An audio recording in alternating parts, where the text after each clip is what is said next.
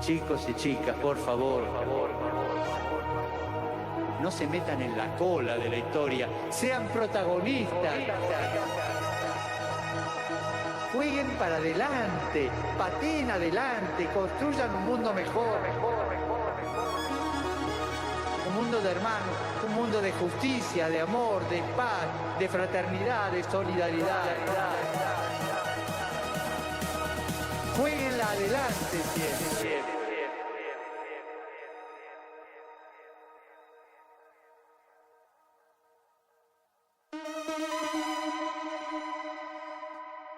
Jueguen para adelante, pateen adelante, construyan un mundo mejor.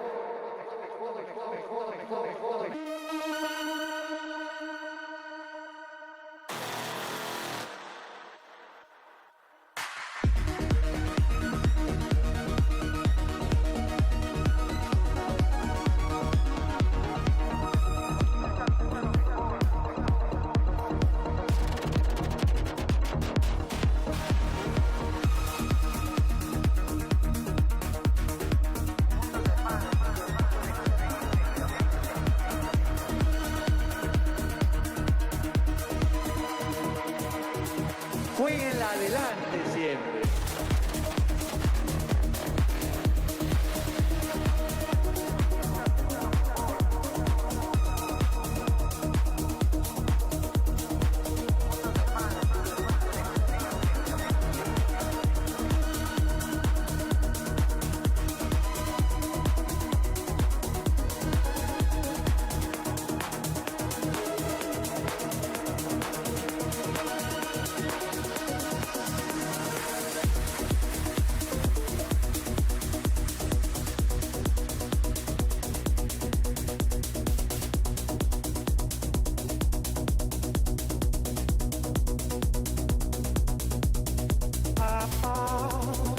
Invadiu o meu coração, de repente me encheu de paz, como se o vento de um tufão arrancasse meus pés do chão, onde eu já não me enterro mais.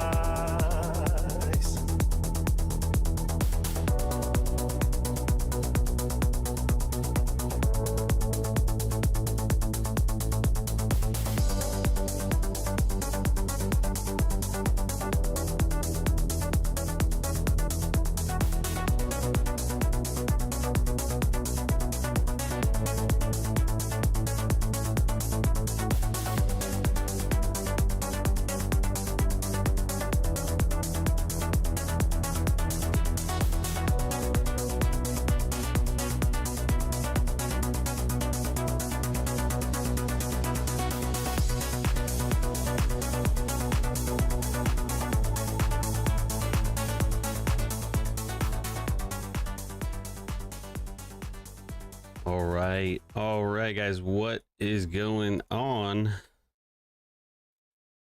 Man, oh man, dude. I'm telling you, man, it's been a week, dog. It has been a week. Know what I'm saying? Do you know what I'm saying, chat?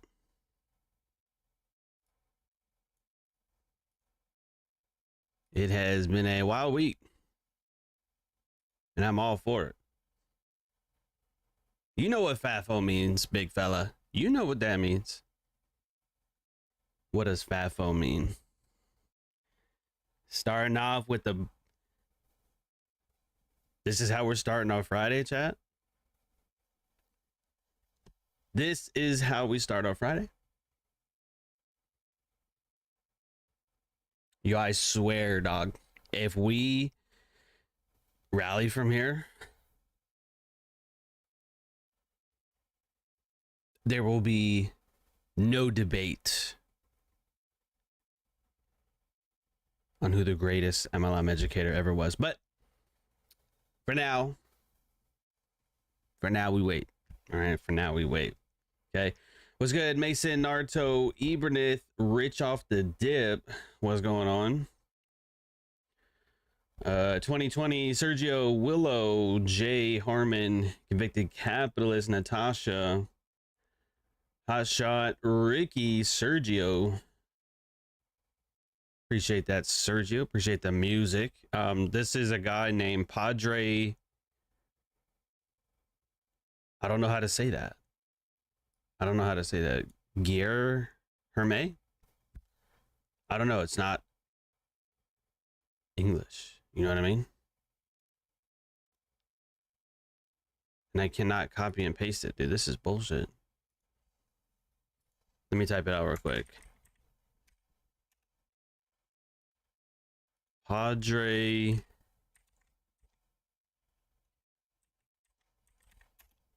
There we go. That's his name. And this is a mix that he did a couple of months ago. I just found out about him like last night or earlier today. I think he's from Brazil. He's like a priest from Brazil and a DJ too. But yeah, some of those drops, like some of the music in there is just like, bro, vibing out, dog. Making money, vibing out, like I'm just chilling. You know what I mean? You know what I mean, chat? Gotta love that. Got to love that. Was good, H. Was good, Remy. Flacco, anybody else that I missed?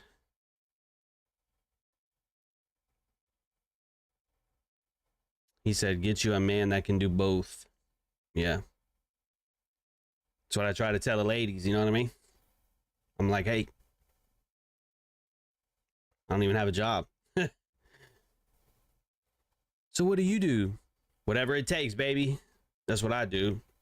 What do you do? You know what I'm saying, chat? Anyway, we're not here for me. We're here for you. Let's get into the business. Daily time frame. This is a 1 hour chart, but on the daily time frame, right? In last night's market review. Last night's market review. What did I tell you? What was it? What was it, chat? Part of it was this gap here. Part of it was this down candle on April the 8th, right? And I told you that I bought more stock yesterday. I bought Microsoft, I bought Google, I bought more of Triple Q yesterday. I don't know, I had to look at my history. I bought a few different things, mainly tech stocks though, right? Let's go take a look at Microsoft real quick. This might be one of the greatest. If we take off from here, this will probably be one of the greatest stock trades I've ever accomplished. So we'll see. All right, we'll see. But I had to take advantage of the discount. I could not pass this up, and it wasn't a FOMO thing. It's just like we still have this gap up here. Let's go to the monthly time frame, right?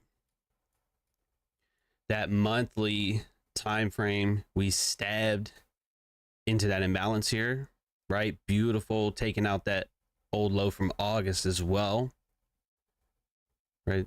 From there, right? We dug into that like a month ago, but the next available low, right under this one, would be these, right? After that, if this got wrecked, next would probably be 309. Was good, Gessner. So again, having these levels here with the green box representing a discount imbalance on the monthly time frame, that was too easy. Look at that down candle. Doesn't have to be the lowest, doesn't have to be that, but look at the low end of our box here.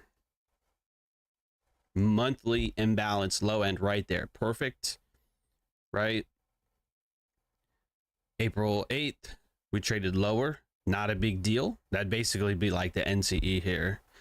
And then we got to watch this on Wednesday. We didn't watch Microsoft, but we did get to watch basically the greatest day for the Dow Jones ever, the second greatest day for the Nasdaq in its entire history. I mean, shit was bonkers. It was crazy. Loved it because I caught it. You know what I mean? Caught that bitch. Caught one of the best moves ever in history. And I called it out for you too. So again, if there's ever an argument, who's the greatest MLM, teacher? There is no argument. We know who it is, right? We know who it is. But anyway, that's not the point. The point is down candle, right?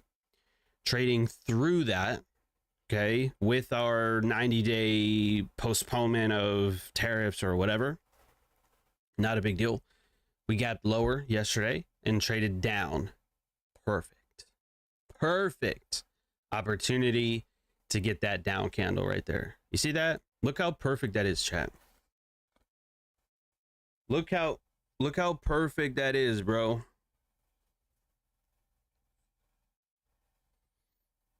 A boring market?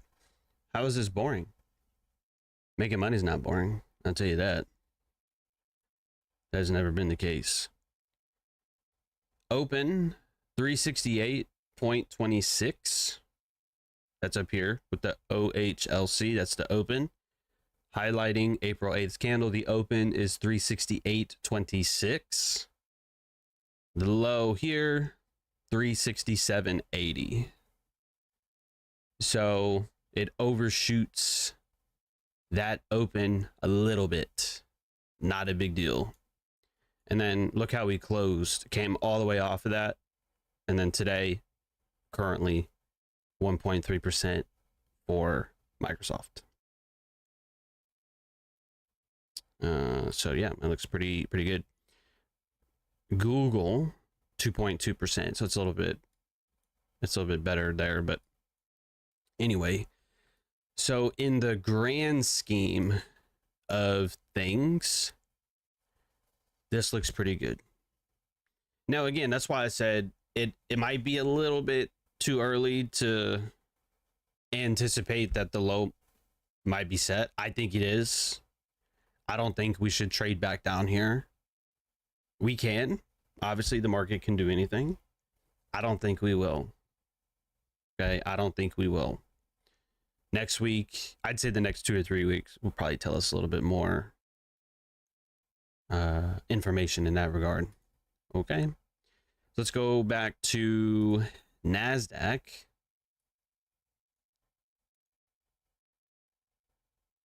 Right. And I don't think, let me do something real quick. Nasdaq doesn't have the same, what is it called? Like, we didn't do the exact same thing, like trading into the body necessarily.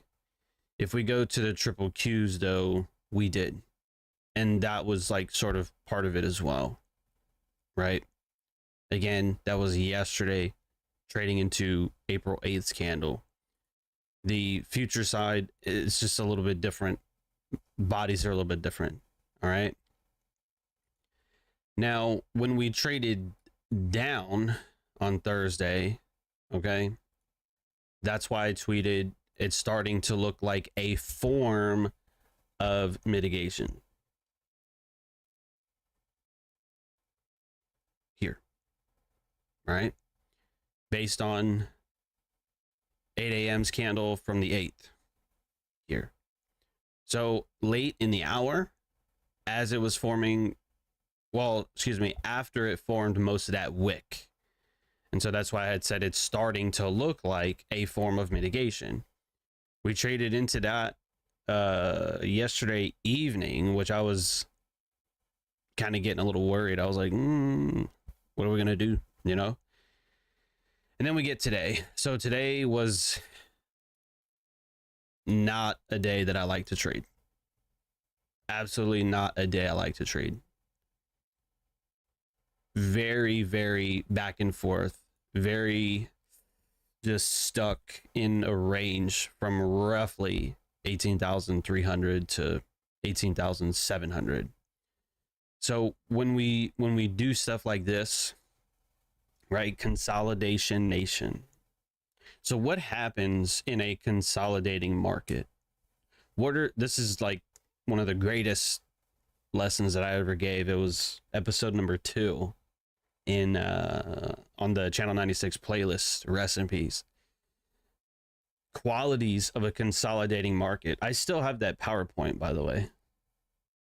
I'm pretty sure I still have that PowerPoint. But what is one of the main qualities of a market that consolidates? What is it? Yeah, Pop, it's not a great day to, I mean, you're always going to find out, you know, you fuck around, you're going to find out. But if you don't know the conditions, you're not going to know your probabilities. If you don't know your probabilities, you're probably, you know, not likely to take a good trade. If you're not likely to take a good trade, probably going to lose money. Probably going to burn your combine or your funded account or whatever.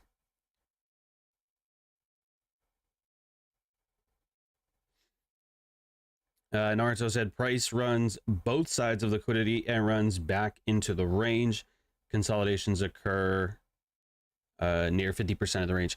So the 50% of the range I'm not entirely worried about, because we really don't have a normal defined range. We have a defined range here, okay? But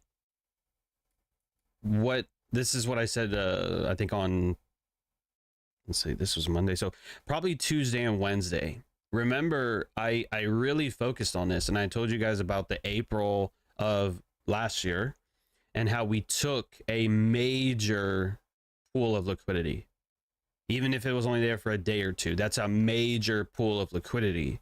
And we did see one nice market maker sell model, but to expect multiple sell models after a higher time frame pool of liquidity that's been met on the downside, I would not look for shorts anymore. I would look for higher pricing. So the range, we have a couple of different ranges here actually, because you could take all-time highs down to the low, right? Oh shit, look at that. Look at that, 25%. That's kind of cool. I wasn't expecting that, to be honest, but it's there. And you could also have a range like this as well. It's a smaller range. On a 1 hour, this would be different, but basically the next like major high is pretty much right here. You have one here, but this is like more distinctive. Okay, plus this high has 2 lower highs like around it, kind of making it like a fractal. But anyway, based on this range, you could say we're near 50%. So I could get that, but that's not what that's not the answer I was looking for. The answer I was looking for, let's go back to NQ, is what you said the first time. If you can anticipate consolidation, we had a large range day on Wednesday, right? Or was that Thursday? I'm tripping now. I'm not fully awake yet, chat. Yeah, that was Wednesday. Wednesday, we got one of the largest ranges ever in the history of life, okay? So can we expect the same range for Thursday? Probably not. Are we going to expect that same range for Friday? Probably not. So we got large range candles, and now we have a relatively small range. Okay, so if we're going to consolidate, and I don't always know. Okay, if I did, I would call that out in the Discord for you, but I'm not one that can accurately do that. Okay, I am limited as a person. Okay, as much as you've seen me do, okay, calling bigger trades than anybody, you know, I'm still limited in the capacity of what I can do. Okay. That's one of them. I always can't tell you, oh, tomorrow's going to be consolidation, tomorrow's going to be expansion. I've just never really, I guess, looked at the market that way, for you at least. So I don't do that. but reasonably expecting or having large ranges followed by smaller ranges, okay? When we're in this type of environment, I mean, you can just look at the chart going, okay, we spent a lot of time here, you know, what are we really doing? And that, like you said the first time, price in a consolidating market tends to run highs, trade back into the range, or run lows and then trade back into the range. It's not a unfavorable, right? It's not like, oh, these are low probability conditions. No. It's only low probability if you're a dumbass. Okay? It's hard for me to put it differently. It's only low probability conditions if you're a fucking idiot. Okay? Like, if you listen to people on Twitter who don't know what they're talking about, you're not gonna know what you're talking about either. You know what I mean? Consolidating markets can still be high probability. You just have to understand you got to buy below old lows, aim for old highs, or short above old highs and then trade back into the range. Does that make sense? So you're looking for price extremes, basically buying below old lows or shorting above old highs. If you're trading within a range, like if you're trading within the middle of a range and that market is consolidating, you are absolutely asking for trouble. You're asking for trouble. Just imagine that. Imagine, I mean, just look at the chart. Anywhere from like 18,450 up to like 18,600. Being anywhere in here, bro, you're either getting stopped or break even, or you're suffering a lot of drawdown. And this is where a lot of traders expend emotional capital because the market's not going your way. You know what I mean? You know what I'm saying? So this, for most people, it kind of sucks until, again, you get to the extremes, right? If you're, I don't even think that makes a new high here. It doesn't do that. But if you look at the lows and the highs, right? So just give me a second while I do this.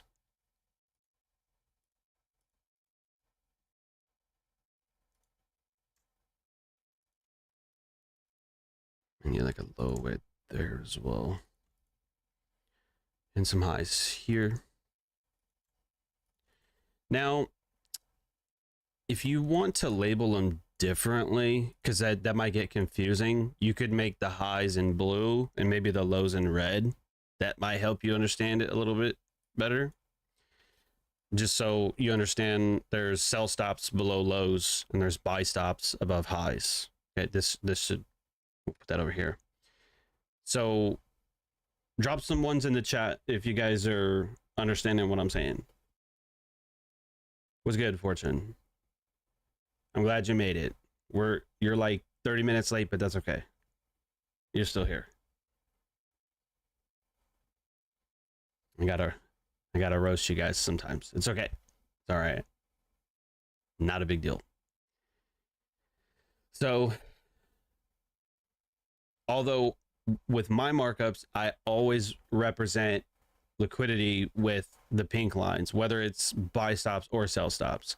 But since we'd be marking up a lot of lows and a lot of highs, just to make sure you don't get confused, I swapped the highs to blue and the lows to pink or like red if you wanted to. Okay. So again, because some of you have been my students for a long time and it's the same stuff still happening, right? Conditions don't change, ranges do, conditions don't. So, right, test that idea that I gave you many, many years ago. Okay, we have a high here that gets taken and trades lower. That low gets taken, trades higher. We have a low, bunch of short-term stuff. I mean, this is a 15-minute time frame. You know, it depends on how far down time frame you want to go. But that's London's low here. Short-term low at equities open. It rallies, short-term high here as well, right? So what happens? That short-term high gets taken back into the range. Equities open low and London's low gets swept here. Market trades higher. Now this high and this high, right? Market doesn't really, I guess, do a lot there. And you have a series of lower highs, right? You have a high, a lower high, a lower high, and a lower high. So you have a lot of buy stops here. So the market does attack that, right? Attacks this high, and then currently, what are we doing? Trading back into the range. You can expect that. Maybe not every time. It ain't going to be every low and every high, right? Like, for example, this high wasn't taken. It looks like it wants to do that, but whatever. Doesn't have to, okay? But we have taken London's high and London's low, right?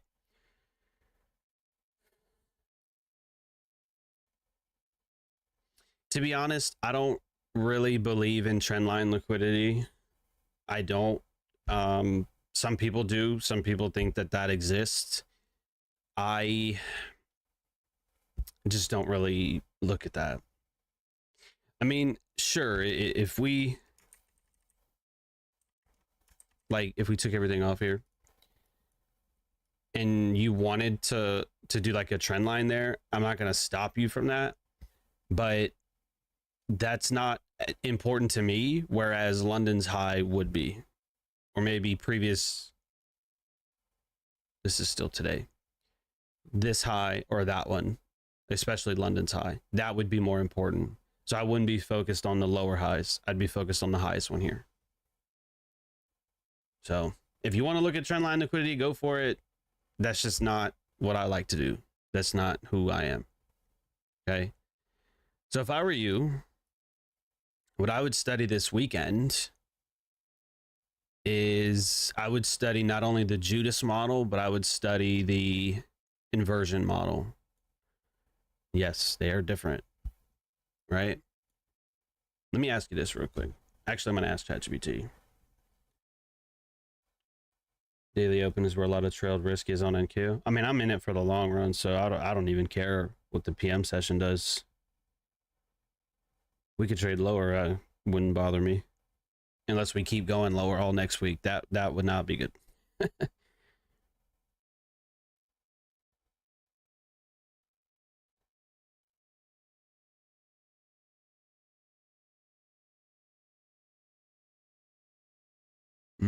Okay, never mind.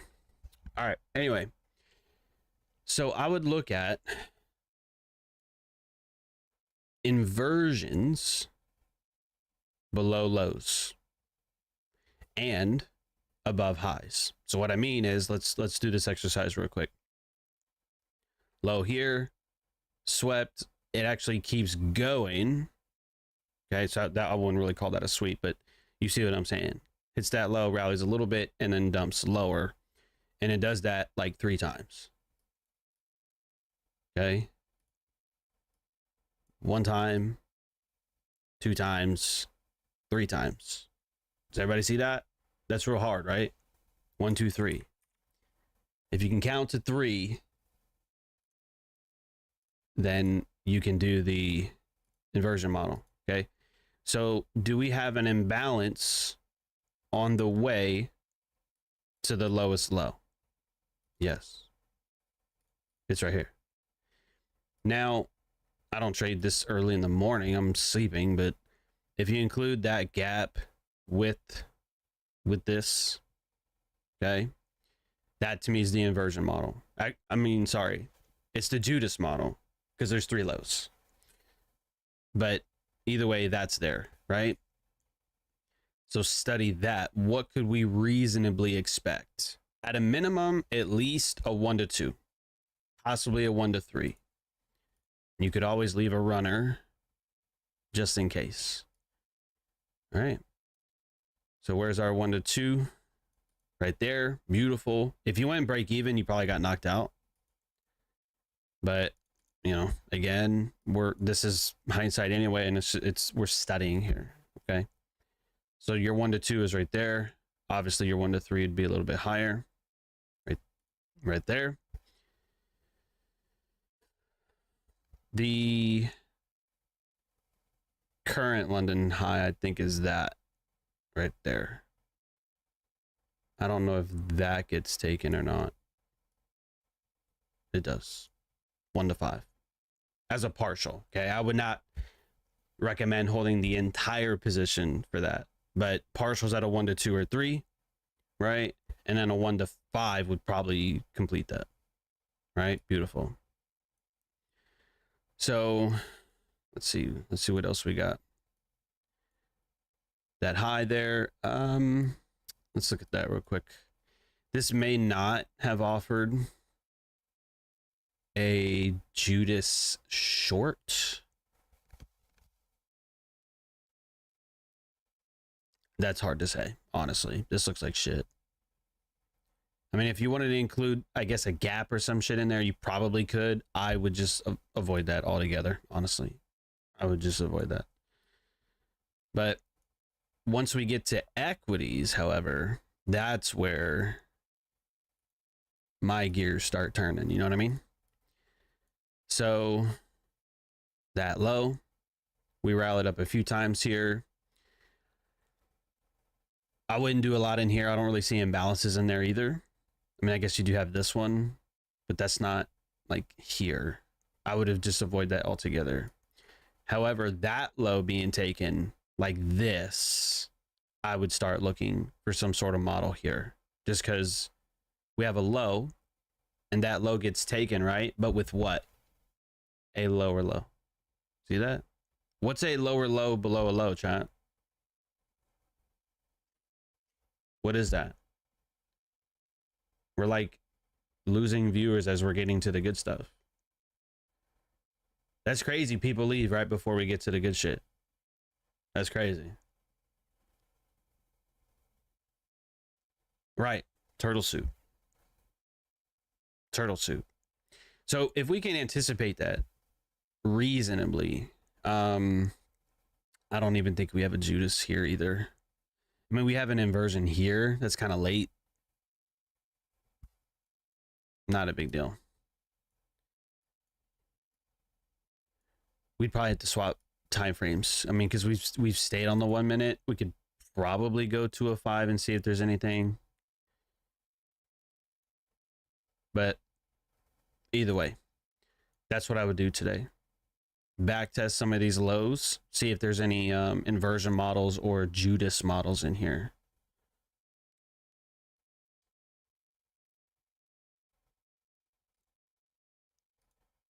And I would do the same across the board.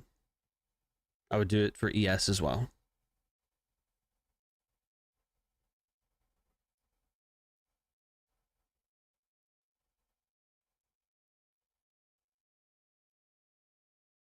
But anyway, the point is, you probably won't find a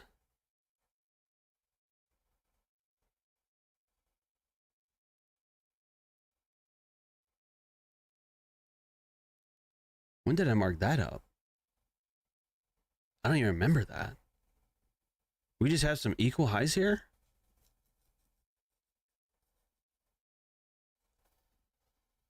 Chat, when did I put that there? I don't even remember that, bro. That's probably what we're gonna head for. I would like that. It's only 1240. Yeah, okay. We're probably gonna try and run for that today. I could see that. I hope we get that. Hope is not a strategy. I get that, but this looks juicy. This looks juicy, chat. What can I say? I swear I literally do not remember marking that up. I really don't. When did I must have put that on there last night. Oh, that's your target, Libre? I thought you said you were out of it, though. I thought you said earlier you got out of your trade. That's fucking nasty, dude. What a good day. Yo, we are. Well, Dow typically sucks. We don't fucking bother with that dumb shit. Look at that. Didn't I say a few minutes ago it looks like it wants to take that high over here? Didn't I? Oh my god, chat. Come on, baby. Who's your fucking dad? Who's your daddy? Can we get 795? Can we get 800? Oh, maybe not. Maybe not. Maybe I started talking shit too early. Oh, your original target, lead right. Okay. Yeah, I really didn't plan on doing anything today on the future side. I really didn't. That's why I was shocked when we came over here and I'm like, what is that? And I'm like looking, I'm like, oh shit. That must have been something from yesterday, I guess. If like down here, maybe I was probably might have been looking for a buy model or some shit. That probably was the case. That probably was the case.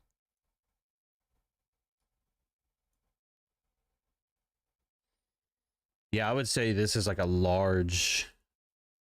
I don't like trading stuff like this. The low that took London's low, right? And equity's low here, that does form a big ass mitigation. But I just wouldn't trade that personally. I mean, I'm glad it's up, but I wouldn't have longed that.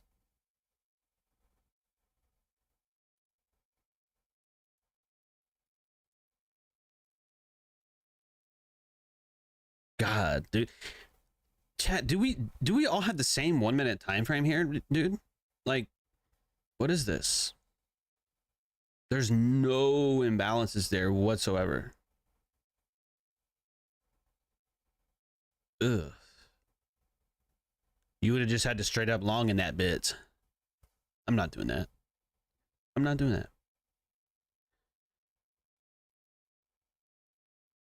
Oh, there it is, baby. Who's your daddy? Look at that. Look at that. How many mentors teach you a lesson and then give you a fucking bias in the same hour, dog? Didn't I tell you consolidating markets run lows, go back into the range, or run highs and go back into the range? I said that high, we didn't take it, but it looks like it wants to do that. And we fucking did it, baby. Come on, dog. Maybe I am a market maker. I don't know. Maybe I am. Is Uncle Sam listening in? Are they fucking... Am I wiretapped, dog? They got a tap in here, bro? Y'all hear any, like, static noises, dog? I was long ES in a combine, cleared another one. Let's go. Look how difficult that is, man. Look how difficult that is, baby. Nice up candle. Super solid. You gotta love it, baby. Look at my fucking tweets, bro. Holy shit. I mean, dog, bro. Look at that. These are historical, volatile markets, bro. Oh, man, but Trump fucked up my trade. Why does he seem like he fucks up your trade, but mine go the way that I want? Why is that?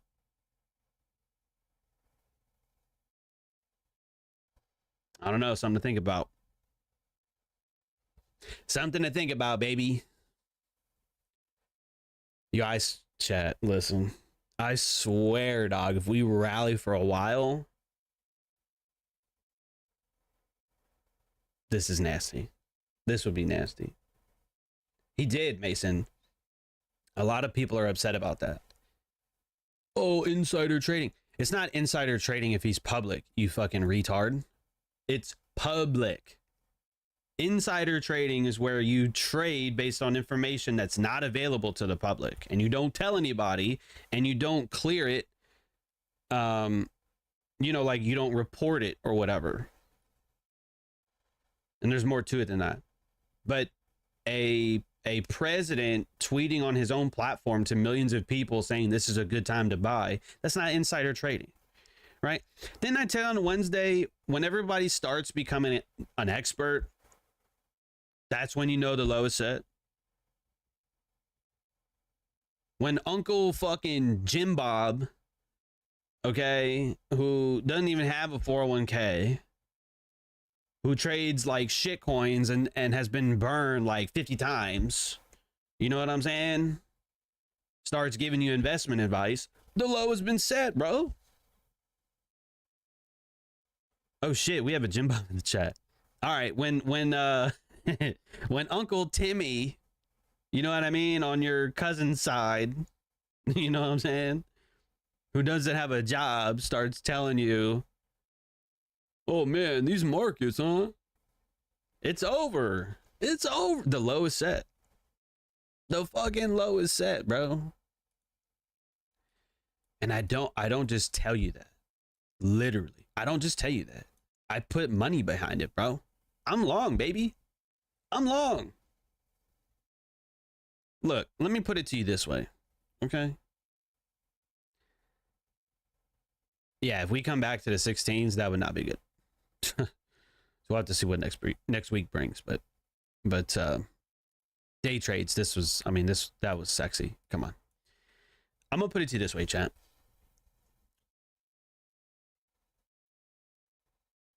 I forgot if this was Robert Greene or somebody else, but if you've ever met somebody who was trying to cover something up and they try to like overdo it, they try to give you, you know, a lot of details, they try to talk a lot, they try to like mask something that they're hiding, right? When you overdo it, that's how you know something's fucked up. Are you guys picking up what I'm putting down here? When you try to over explain yourself, it's not always this way, but typically somebody's trying to hide something if they're trying to cover up that much, you know, with that much information. Okay, with what I was telling you last week and earlier this week, the entire internet was offside. You know what I mean? They were all bearish. They were all blaming Trump. They were all, you know, saying, oh, we're in a recession, but Goldman Sachs said this, and interest rates are that, and tariffs, whatever, you know, orange man bad type shit. And then, like I said, all your Uncle Timmys and little Johnnies from down the street who have like a $500 trading account start telling you, yeah, we're bearish. Oh, the low's not set in. We're fucked, man. Who voted for this guy, you know? You just tip your hat, say, hey, man, thanks for telling me. Appreciate that. Appreciate it.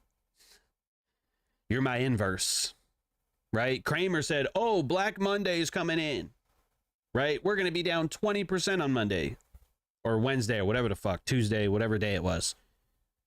That's when you know, okay, everybody and Jim and your Uncle Tim, everybody's bearish. This is the low. That is when you put your fucking house on it. House long, baby. Maxed out credit cards. I'm long. All my cash, long. Where's my cat? Getting rid of the cat. You know what I mean? Sell the cat. Buy stock. You know what I mean? Sell the car. Never sell the car. But everything else, mini fridge, gone. All of it. I'm selling it. I'm putting all the money and credit cards into the long. You know what I mean? It's just how it is, bro. These big moves like this, when everybody's offside, that's how you know. That's how you know. Just look at it. Look at this fucking week, bro. Look at that. What a wild week. What an absolutely wild week. But imagine catching that low or close to it. Look at that. Look at that. Isn't that marvelous? You're going to short after multiple gap downs. You're going to short after a high time frame pool of liquidity has been met.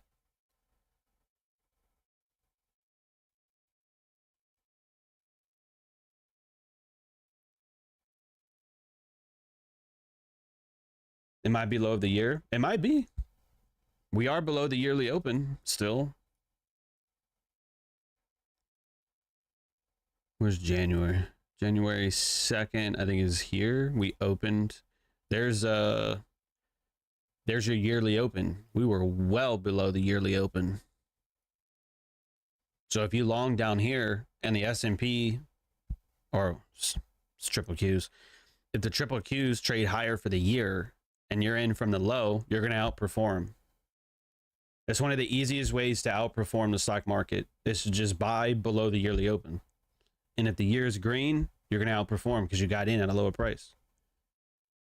How hard is that? How hard is that?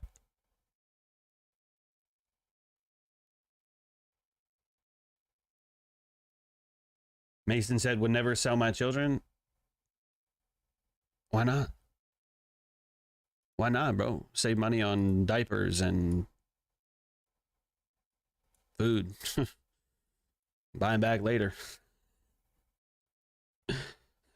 I don't know. Do I use gaps as a point of TP? Like if they're at 8 down candles and there's a tiny open between them without a wick, would you use that as a target? Yeah, yeah. I would use that as a target, sure. I'd also use that as an inverse as well. Okay. You want to write some shit down? You probably won't because you never listen to me. You never do it. You just say, fuck you, John. Never doing anything you say. I don't buy the books. I don't read them. I don't even like the stream. There's 50 of you on here. I got 20 likes. I'm not even going to press a button for you, John, because you're the fucking worst. That's what you guys do to me. You're just like this fucking... You cuss too much. Like, you're ass, John. I'm willing to bet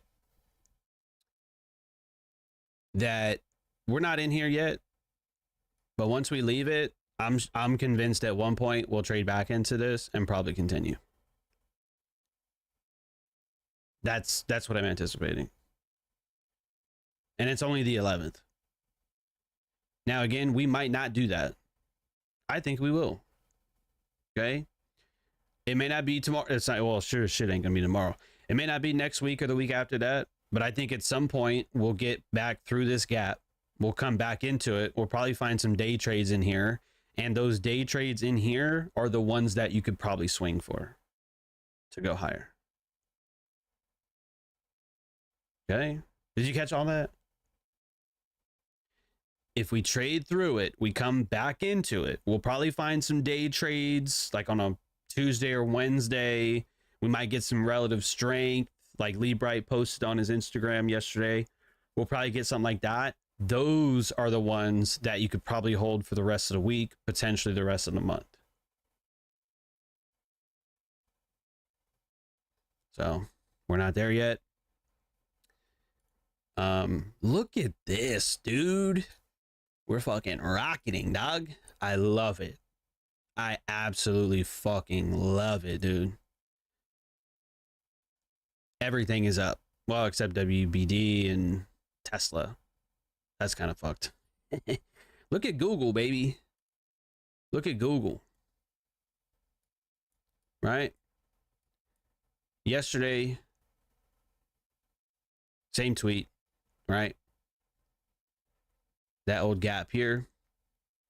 We traded below it. That's a discount. We traded back into this gap. That's a discount. We traded into this imbalance. That's a discount as well.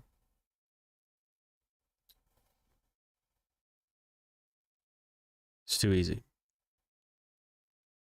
It is too easy, dude. And then Microsoft's up 2% as well. It looks like we're closing in that gap. honestly, I probably, in hindsight, I probably should have traded options instead of just cash, but there's still an opportunity to buy options for like some of these prices up here. I wouldn't do that on an up day though. I would only do that on a down day or a series of down days probably. But anyway, I don't have anything else for you. What do you expect, bro? What do you expect? High time frames, right? Higher time frame pools of liquidity. This is how you get your big moves. Everyone's so scared. Everyone's so scared. People messaging me, calling me, what's going on with the stock market? What do you think is going to happen? Well, if everybody's on one side, I'm doing the opposite. So if everybody's scared, if everybody's bearish, if everybody's shitting bricks, that's the best time to buy.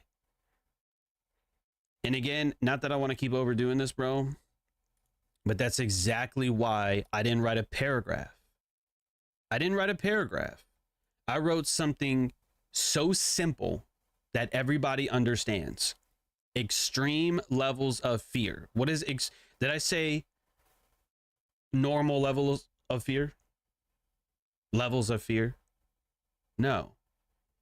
I used that word specifically, extreme levels of fear. Okay? Enter, boom. These are usually the best times to buy. That means buy that bitch, bro. Because again, when you put that tweet on here, and that's right here, that looks bearish. That looks scary. That looks like, you know, don't try and pick a bottom. I usually try not to. Hell, I even told you this may not be the bottom, and I'm not saying that it is. But so far it's fucking looking that way. It's honestly, part of this really isn't even technical analysis. The confidence doesn't even come from technical analysis. It's sentimental analysis. What's the sentiment? Everyone's bearish. Because the news media is pushing that narrative and people are eating it up like it's fucking candy or cake, whatever. And you already know how I feel about the TV and the media. They want you to be fearful. Why do you think Goldman Sachs comes in and says there's a 20 or 30% chance of a recession? Why do you think a fat ass bank like that, who is like basically a level or two below smart money, okay? Why do you think they want you to be fearful? Because they want your fucking ass to go in there and sell stock. They want you to sell your stock. They want you scared. Think about it. We're going to do this one more time because I really want to drive this point home, okay? I really want to drive this home. You look at any previous time in history, any point in history, and look at your charts. Let them tell you. Look at this. June 2018 gets taken on December of 2018, right? Oh, that's super bearish. And then it fucking prints and the stock damn near doubles in the next couple years. That's exactly their whole business model. Instill fear, take the other side of your trade, and then miss out. That's why most people, you know, they panic sell. That's a classic example of panic selling. Lows here. Oh, we're at a fucking support level, right? Oh, look at these lows. Look at these lows. That's support. Drop it. Get them in drawdown. Get the banks to, what is it called? Change their ratings from buy to sell or whatever, because people follow that shit like astrology and whatever.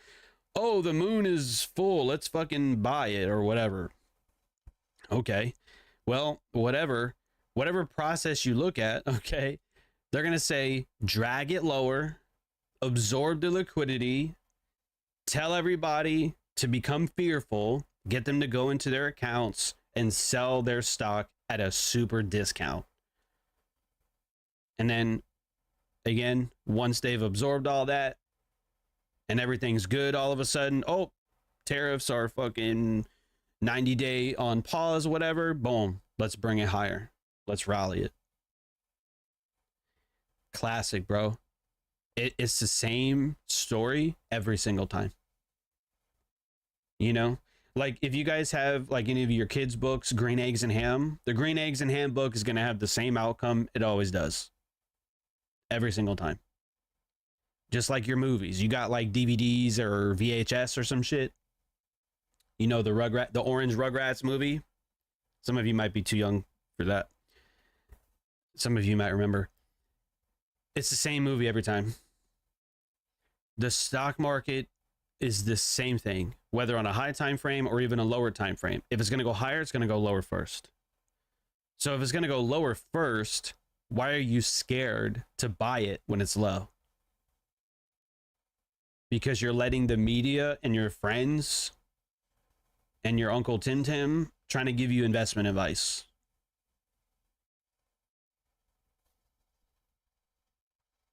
Libre, people will do anything to find some sense of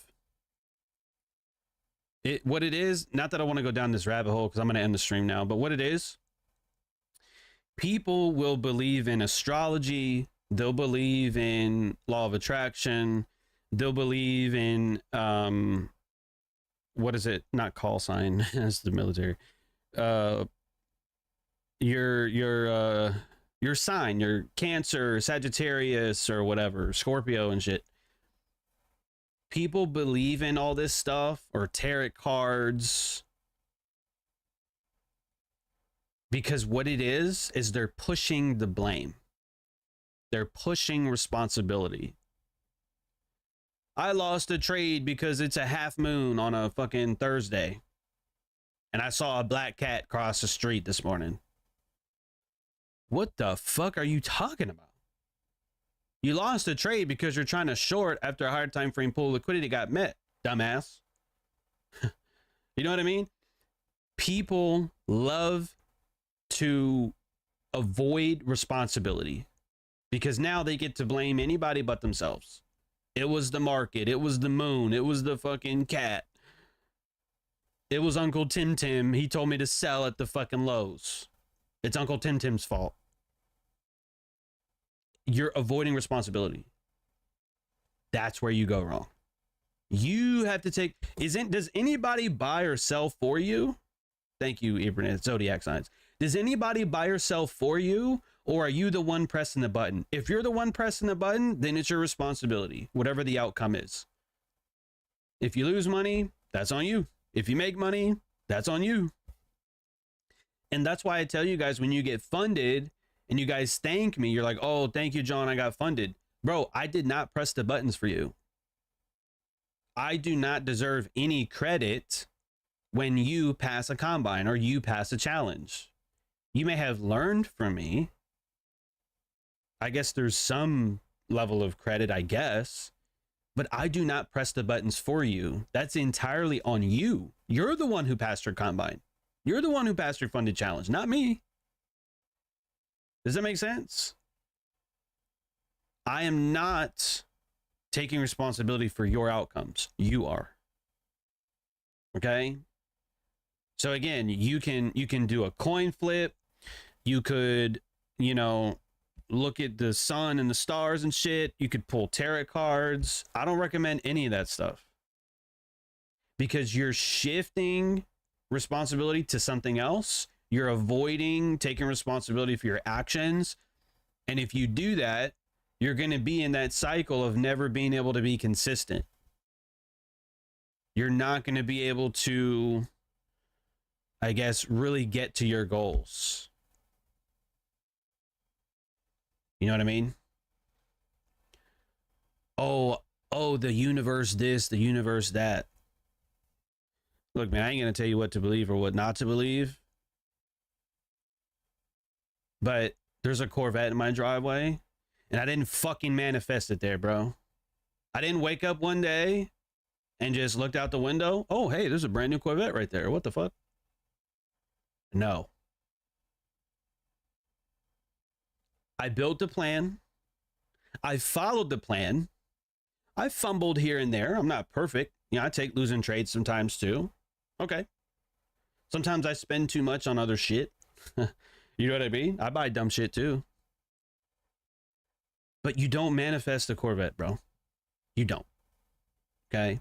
I had a plan, followed the plan, corrected where it needed to be corrected. And then eventually I said, it's fucking time. You think I got a white privilege discount at the dealership? You think I got a manifestation fucking discount at the dealership? Do you think I got any sort of discount on a sports car that sits on the fucking floor? You walk into the dealership with that bullshit, and they're gonna tell you to get the fuck out. They're gonna say, "Ha ha, get out of here with your bullshit."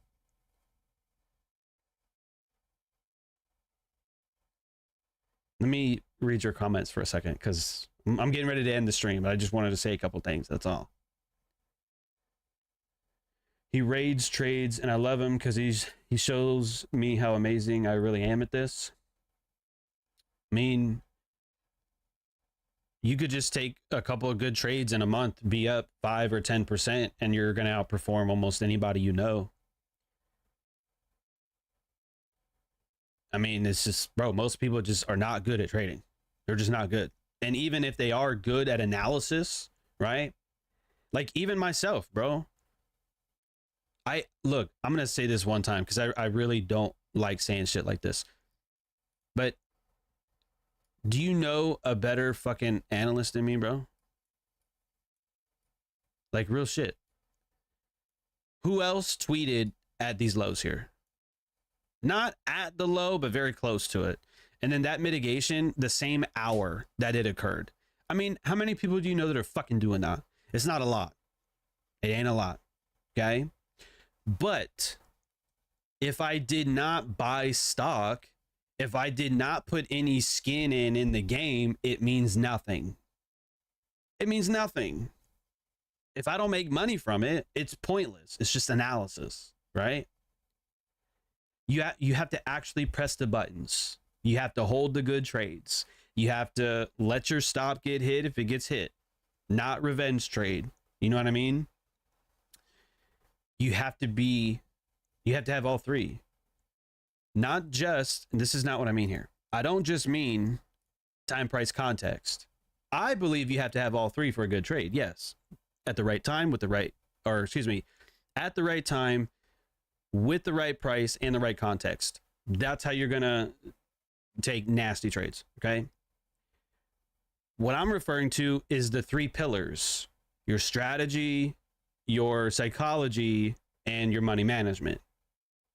You have to have all three. It's a tripod, right? You could have a good strategy, smart money concepts, for example. You could have, let's say, good risk management, right? But if you don't have psychology, you're taking too many trades. You're blowing your shit up. Because you can have good risk management and still lose an account. You could take 1% trades, but 1% over and over and over again, you're fucked.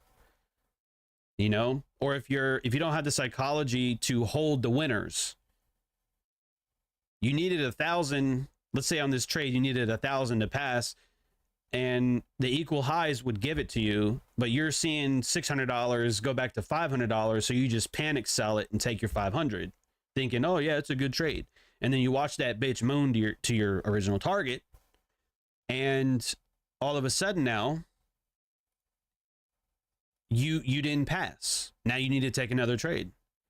You know what I mean? Because you didn't have the psychological skills to hold it. You were focused on the money and not focused on the market. So again, trading is hard because again, there's three pillars. You have to work on all three. You can be really, really good in one, but that's not enough to hold up the other two.